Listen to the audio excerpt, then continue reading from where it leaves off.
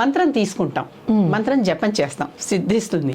ఎప్పటిదాకా మంత్రం చేసుకుంటూ పోవాలి? ఒక లిమిట్ ఉండాలిగా మళ్ళీ. అవును కదా. అందరూ ఎన్నాళ్ళు చేయాలండి, ఎంత చేయాలండి అనేది మొదటి ప్రశ్న అవుతుంది ఎవరు అడిగినా. ఈ మొదటి ప్రశ్నకి సమాధానం జీవితాంతం చేయాలి అనేది అసలు సమాధానం. మన ప్రాణం ఉన్నంత వరకు, శక్తి ఉన్నంత వరకు, శ్వాస పీల్చే వరకు మన లోపల జీర్ణం అయిపోయి ఉంటుంది. కొన్నిసార్లు మన లోపలే అది నడిచిపోతూ ఉంటుంది. శ్వాస అనుకుని పీలుస్తున్నామా, పీలుస్తున్నాం, వదులుతున్నాం అనుకుంటూ చేస్తున్నాం, లేదు తెలియదు కదా, అలా అయిపోతుంది. అందుకే హంస గాయత్రి అన్నారు. అలా అయిపోతుంది అది. హంస అంటేనే శ్వాస మంది. హంస లేచిపోయింది ఇలాంటి మాటలు వింటుంటాను చూడండి. అంటే అది అటువంటిది అనమాట. జపం ఇలా చేసుకుంటే కొన్నిసార్లు తర్వాత మనకే అనారోగ్యం వల్ల, ఇంకో ఏ కారణాల వల్ల అసలు చేయలేకపోతున్నామన్న బాధ, చేసేసామన్న బాధ లోపల జరుగుతుంటే జరగని అనే ఉన్న వాళ్ళకి వేరే విషయం. అలా చేయలేకపోతున్నాం అని బాధపడే వాళ్ళు, గిల్టీగా ఫీల్ అవుతూ అపచారం చేస్తున్నాం అని బాధపడే వాళ్ళు కూడా ఉంటారు కదా మరి, చాలా మంది అండి. అలాంటి వాళ్ళందరూ ఈ మంత్రం, ఏ మంత్రం అయితే వాళ్ళు వదిలేస్తున్నాం, ఇక మేము చేయలేం తల్లి, మా పని అయిపోయింది, ఇన్నాళ్ళు మమ్మల్ని కరుణించావు, మాకు చాలా మమ్మల్ని అనుగ్రహించి ఎంతో చేశావు, ఇక చేయలేకపోతున్నాము, వయోధర్మమో ఆరోగ్య ధర్మమో ఏదో ఒకటి వీటి వల్ల, లేకపోతే చుట్టుపక్కల అట్మాస్ఫియర్ మనకి దానికి చక్కగా అనుకూలంగా ఉండకు, ఎందుకో ఈ కారణాల వల్ల నేను చేయలేకపోతున్నాను అని ఆవు దగ్గరికి వెళ్ళి ఆవు చెవిలో ఈ మంత్రం చెప్పి వదిలేస్తున్నాను అనాలి. ఆవు చెవిలో మంత్రం చెప్పి వదిలేస్తున్నాను అని అనుకోవాలి. అప్పుడు కామధేనులో సకల దేవతలు ఉన్నాయిగా, కోటి దేవతలు కనుక ఆ మంత్రం దేవతార్పణం చేశామన్నమాట. ఇది మంత్ర విసర్జనం అంటే ప్రతి మంత్రం విసర్జనం చేయక్కర్లేదు. మన అనుకోని పరిస్థితుల్లో చేయలేకపోయినప్పుడు, ఆ చేయలేకపోవటం మనకి బాధ కలిగించినప్పుడు, ఇప్పుడు దేవుడికి నైవేద్యం పెట్టలేకపోతే బాధ ఏంటి? మనకే నైవేద్యం పెట్టుకుంటున్నాం. లోపల ఉన్నవాడు దేవుడే, ఆత్మారాముడు అంటున్నాం. ఇక్కడ మనకి లోపల ఇక్కడ దేవుడు ఉన్నాడు అంటున్నాం, ఇక్కడ దేవుడు ఉన్నాడు అంటున్నాం. మనమే నైవేద్యం పెట్టుకుంటున్నట్లే కొన్ని మతాల వాళ్ళు, మతాలనే అంటున్నాను, బసవ మతం, లింగాయత మతం, శైవ వీళ్ళు ఉన్నారే వాళ్ళు, ఇక్కడ లింగం ఉంటుంది వాళ్ళకి, ధరిస్తారు, లింగానికే నైవేద్యం పెట్టుకుంటారు.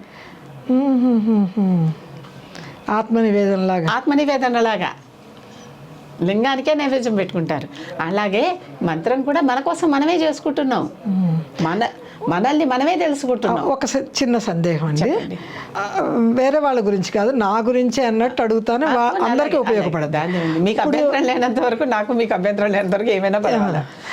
ఇప్పుడు మంత్ర జపమాల ఉంటుంది, నేను బ్యాగ్లో పెట్టుకుంటాను. నేను ఒక చోట కంటే ఇక్కడికే వచ్చాను అనుకోండి, నా స్టూడియోకే వచ్చాను, ప్రశాంతంగా ఉంది నాకు ఇక్కడ, హాయిగా ఉంది, కూర్చొని నేను జపమాల చేసేసుకోవచ్చు అంటారు? జపం పరంగా చేసుకోవచ్చు. అంటే ముందు మనం ఇంట్లో అంటే అమ్మవారి దగ్గర సంకల్పం చెప్పుకుంటాము, ఇక్కడ నేను ఇక్కడే కూర్చున్నాను. ప్రతిరోజు ప్రత్యేకంగా సంకల్పాలు అలాని వాడ లేదు, అసలు కార్యక్రమం మొదలుపెట్టే ముందరే చేసుకున్నారు, సంకల్పం చేసుకున్నారు. ఇంకా అంతే, ఎక్కడ కూర్చుంటే అక్కడ మన జపమాల. మీకు సమయం మీరు దొరికితే మీకే, అసలు జపమాల లేకపోతే కరమాల. ఒకవేళ జపమాల మర్చిపోతే కరమాల. అద్భుతం. కరమాల కూడా ఇచ్చాడు కదా దేవుడు, అవునా? ఇదంటే నా స్టూడియో అనుకుంటాను. నేను చుట్టాల ఇంటికి వెళ్తాను, చుట్టాల ఇంట్లో చేసుకోవచ్చు అంటారు? ఎక్కడైనా చేసుకోవచ్చు. మీకు ప్రశాంతత ఉండి మీకు డిస్టర్బెన్స్ రానంతసేపు చేసుకోండి. చుట్టాలింటికి వెళ్ళారు, ఒక గంట సేపు మిమ్మల్ని ఎవరు పిలిచేవాళ్ళు లేరు, పోను అరగంట సేపు పిలిచేవాళ్ళు లేరు, అరగంట చేసుకోండి. సద్వినియోగం చేసుకుంటమే కాలాన్ని సద్వినియోగం చేసుకోవటమే. రాత్రి పడుకున్నారు, నిద్ర రావటం లేదు, చేసుకోండి కూర్చుని. ఎప్పుడు నిద్ర వస్తే అప్పుడు పడుకోండి. ఒక కునుకు తీస్తారు కొందరు. ఇప్పుడు అలాంటి వాళ్ళు, నేను తొందరగా పడుకుంటాను, కునుకు తీస్తాను, మళ్ళీ 11ంటికి మేలుకు వచ్చింది అనుకోండి, కూర్చొని చేసేసుకోవచ్చు అంటే చేసేసుకోవటమే. తెల్లవారుజామున 3:30, 4ంటికే మేలుకు వస్తుంది. 3:30కి లేచారు, 4:30కి లేచారు, లేచి మీకేదో మీ శుచి శుభ్రం కార్యక్రమాలు కొన్ని ఉంటాయి కదా తెల్లారుజామున లేచాక, అవి చేతులు కడుక్కుని కూర్చోండి. 11ంటికంటే అప్పుడు పర్వాలేదు. అంతే. పొద్దున స్నానం చేశారుగా, ఇప్పుడు తెల్లవారుజాము 4 గంటే అప్పటి నుంచి రోజు మొదలు కదా మనకి. బ్రహ్మ ముహూర్తం నుంచి స్నానం చేయాలంటారా? సాధారణంగా సూర్యోదయం నుంచి సూర్యోదయానికి రోజు, కానీ బ్రహ్మ ముహూర్తం నుంచి ఆ సూర్యోదయానికి కావాల్సిన పూజలన్నీ ఏర్పాటు చేసుకుంటున్నాం, స్నానం చేసేసి కూర్చుంటున్నాం కదా, కనుక ఆ సమయానికి లేచారు. వీలైతే స్నానం చేసేసి కూర్చోండి. చలికాలము, పెద్ద వయసు, అదే చెప్తున్నా. స్నానం చేయలేను అన్న పరిస్థితి ఏమీ లేకపోయినా కూడా మనసులో ఉన్నంతసేపు మీరు శుద్ధులే. అందుకనే ఉపనిషత్తులు మనని అమృతాత్మలు అన్నాయి.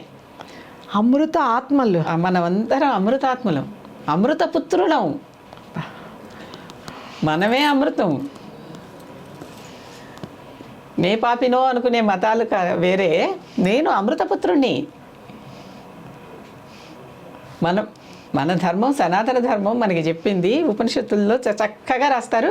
మనం అమృతపుత్రులం. అందుకే ఆ ఉపనిషత్తుల్ని అమృతోపనిషత్తులు అంటారు.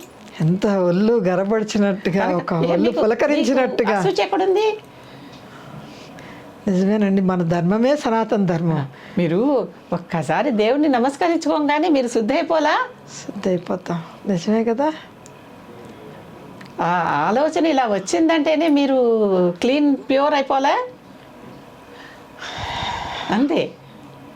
ప్రతిదానికి ఇలా నియమాలు పెట్టుకుని అసలు చేయటం మానేయటం కంటే, నేను ఒకటి చెప్తున్నా, ఆ పాప పుణ్యాలు నాకే వేసుకుంటా. అసలు చేయటం మానేయటం కంటే చాలా చక్కగా ఆనందంగా నిండు నూరేళ్ళు దంపతులు ఉండాలి. చెయ్యండి. చెయ్యటం ముఖ్యం. చేస్తున్న కొద్దీ మీకు దాంట్లో ఆనందం తెలిసాక ఇక తర్వాత మీరు పక్కన ఎన్ని జోడించుకోండి. అవునా? మొదట నైవేద్యం అంటే పెట్టేప్పుడు బెల్లం ముక్క పెడతాం, తర్వాత ఇంకా ఓపిక ఉంటే పాలు పెడతాం, ఇంకా ఓపిక ఉంటే చక్కెర పొంగల్ చేసి పెడతాం, ఇంకా ఓపిక ఉంటే చక్కెర పొంగల్ పులిహోర కూడా చేసి, అవునా? జరుగుతున్నాయా? మీకు మొట్టమొదట ఎంత మినిమం ఓపిక ఉందో అక్కడి నుంచే మొదలుపెట్టి జపం చేయండి. మీ ఓపికల్ని బట్టి, మీ శక్తిని బట్టి, మీకు వచ్చేటటువంటి రెస్పాన్సెస్ని బట్టి మీ ఇష్టం. మీరు పట్టు చీర కట్టుకొని చేయండి, దావళి కట్టుకొని చేయండి, నార చీర కట్టుకొని చేయండి, మడి చీర కట్టుకొని చేయండి, ఎవరిష్టం వారిది. అర్థమవుతుంది కదా. లోపల ఉండేటటువంటి ఈ శుద్ధ అమృతాత్మ ఉందే, అది పరిశుభ్రంగా ఉన్నంత వరకు, అది పరిశుద్ధంగా ఉన్నంత వరకు ఏవి మనని అంటవు. మన చుట్టూ ఈ మంత్ర జపం ఒక రక్షణ కవచం ఏర్పరుస్తుంది. ఆరా అంటాం. ఆరా మన దగ్గర ఉన్నంత వరకు ఎవరు మనని టచ్ చేయలేరు. వాడెవడో చేతపడి చేశాడు, వీడెవడో ఇంకోటి ఏదో బాణమతి చేశాడు, నమ్మకండి, ఏవి జరగవు. ఇవన్నీ అపనమ్మకాలే అంటారు. అమ్మవారి ఆశీర్వాదం ఉన్న వాళ్ళ దగ్గర ఎవరు వచ్చినా, మార్కండేయుడు శివ రక్షించు అని పట్టుకున్నాడు, చంద్రశేఖర పాహిమాం అన్నాడు. యముడు వస్తే యముడినే తలనరికేశాడు శివుడు. అంతకంటే ఆటంకాలు ఉన్నాయా? అంటే కొందరు వ్యక్తులండి అవతల వాళ్ళని భయపెట్టాలనో చెయ్యాలనో ఒకటి మన ఆరాలోకి చొచ్చుకుపోవటానికి కొంచెం ప్రయత్నం చేస్తారు. మన ఆరాకి ఒక చిన్న చిల్లు పెట్టడానికి ట్రై చేస్తారు. అంతకు మించి ఏమీ చేయలేరు. మిమ్మల్ని తాకలేరు. కొందరు భయపెట్టి మనుషులను లొంగ తీసుకుంటారండి. వాళ్ళకేం సమాధానం చెప్పాలి? డబ్బు కోసం, మెప్పు కోసం కూడా కొందరు, మెప్పు కోసం, డబ్బు కోసం. భయపెట్టే గురువుల దగ్గరికి, బాధ పెట్టే గురువుల దగ్గరికి వెళ్ళకండి. బాధ గురువులు మనకొద్దు, బోధ గురువులు కావాలి. భయపెట్టి చేయకపోతే నీకేదో అయిపోతుందా అంటే నమ్మకండి. అంత చేసేంత శక్తి వాళ్ళకుంటే వాళ్ళు ఇక్కడ ఉండరు.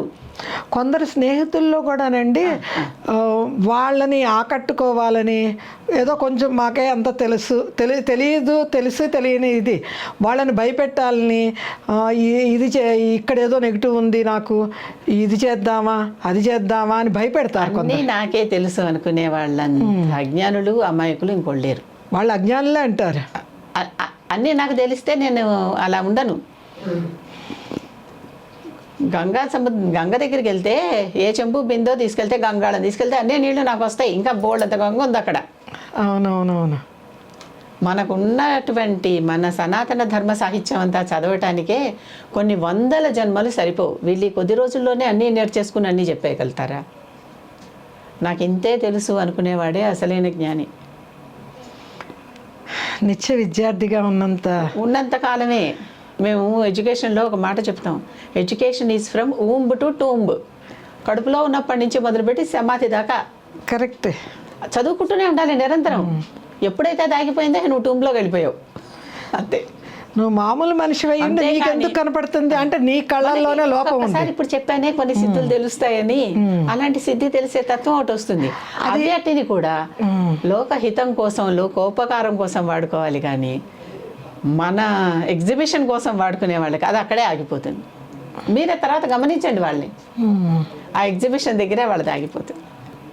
కొన్నాళ్ళు ఎగ్జిబిట్ చేస్తారా, తర్వాత ఇక మళ్ళీ వాళ్ళ పేరు కూడా మనం ఎక్కడ విన్నాం. ఇలాంటి వాళ్ళు ఎంతోమంది ఉంటారు, మీరు గమనించండి. చాలా మంది ఉంటారు. ఈ పాటికి మీకు మనసులో బోర్డు పేర్లు కూడా వచ్చేస్తాయి.